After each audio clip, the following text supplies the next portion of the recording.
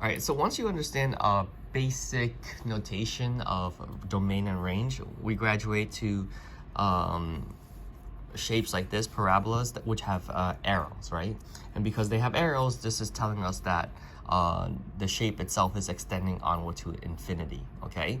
So the first thing that you want to ground yourself to is the vertex and where the vertex is located, okay? And so the question is this: what is the domain, which is all the possible x values that you see here?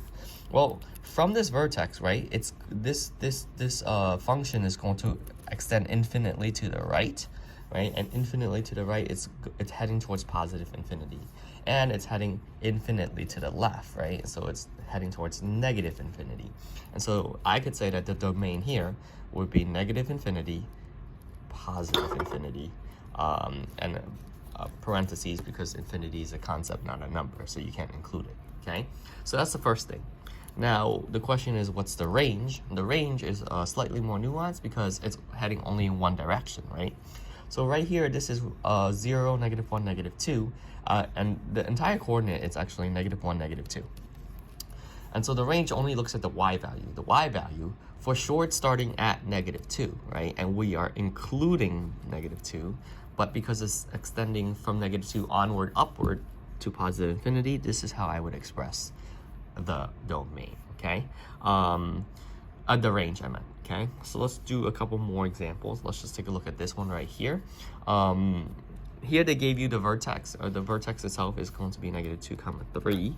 And so if it's asking first, the domain is easy, right? The domain, especially for a parabola, it's always -infinity to positive infinity because it has an arrow that extends both ways. So it's always going to be expanding.